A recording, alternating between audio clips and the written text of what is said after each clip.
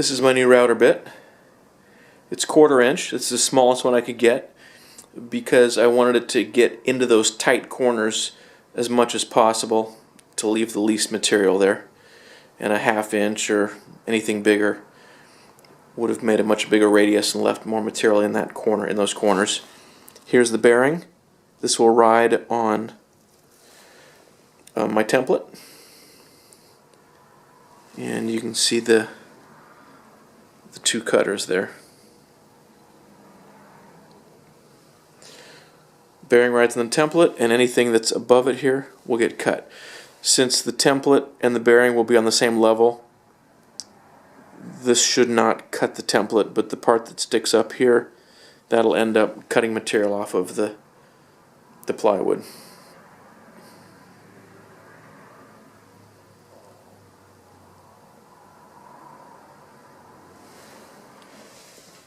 Alright, so I pre-drilled 3 holes in the template and countersunk them. So I'll just tighten these 3 screws down to hold the workpiece firmly to the template and try not to screw a hole in my fingers.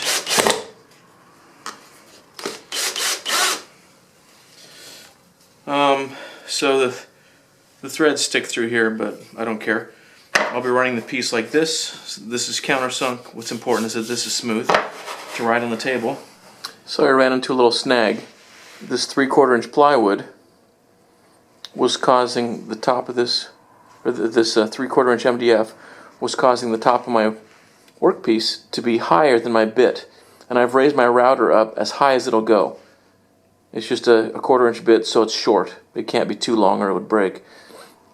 And it just was a hair below the top.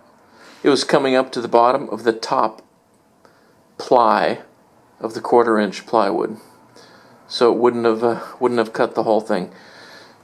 And the router was as high as it goes. So I took this thing apart and took the template over to my oscillating belt sander and just held it up against there, flipped it around a couple times, and made my template a little bit thinner.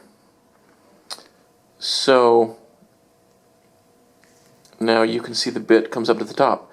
Now this looks like it's below the template. That's just because of parallax. However, the bit actually is above the surface of the table, and I don't know if you can see this part of the bit here is relieved slightly so that it won't touch the workpiece and throw off the riding of the bearing on your template. So that's pretty clever. That's relieved slightly. You can see this is the 1/4 inch shank that goes into the collet on the router. This part here is relieved. Bearing is 1/4 inch, bit's 1/4 inch. So I think we're ready to give this a shot. I'm not sure how it'll go, but we shall find out here.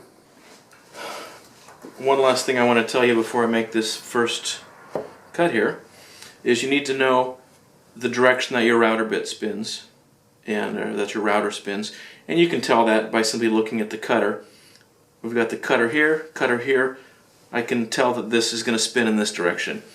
I want to feed the workpiece into the blade. So if the blade's coming this way, I want to feed it in here.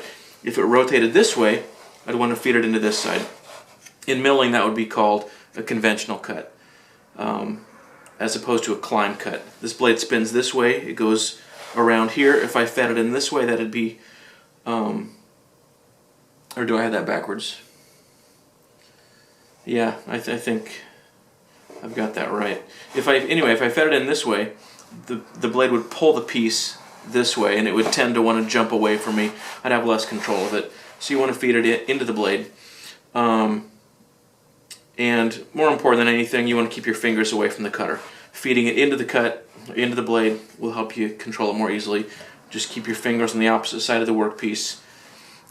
If you need to use a push stick, for example, when you're using a table saw to keep your fingers away from the blade, do that. Or if you can set up your fence on a router table and just feed the piece through by hand at a distance and with a push stick as you get closer, stuff like that. Just be mindful of trying to keep your fingers away from the cutter. So here we go. Wish me luck.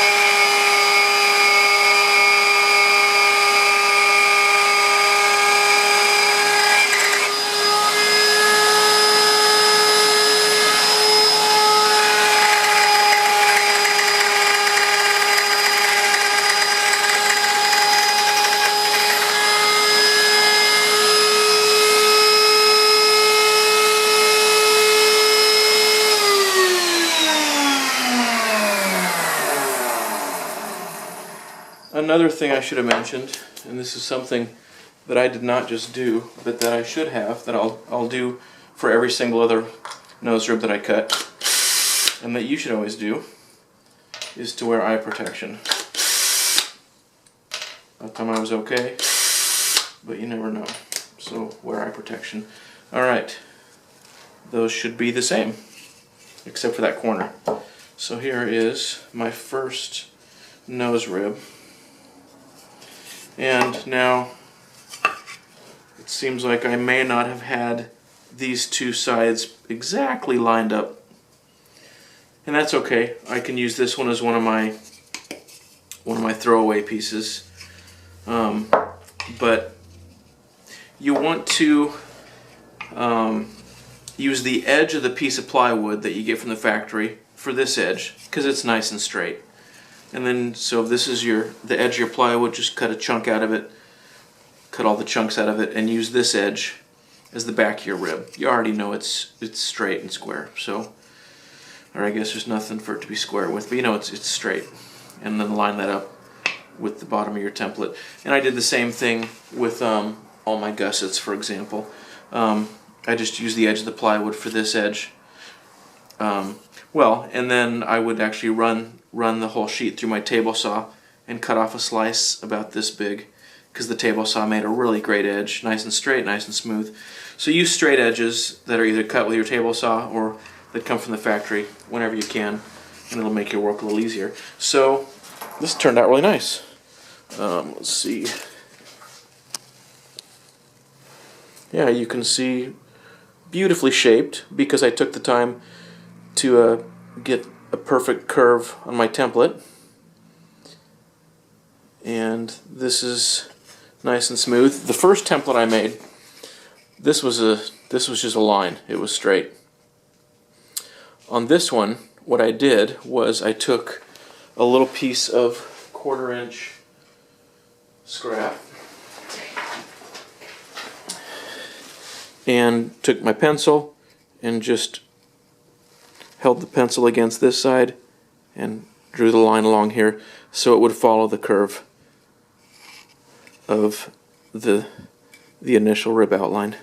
So this is curved a little bit. Probably doesn't matter. If I would have had the first one maybe stand a little proud like that and had it straight, I could have just shaped this a little bit with my oscillating belt sander, but this is really nice. So I'll start cranking these out, and I think this is going to work out really nicely. That new bit cuts great.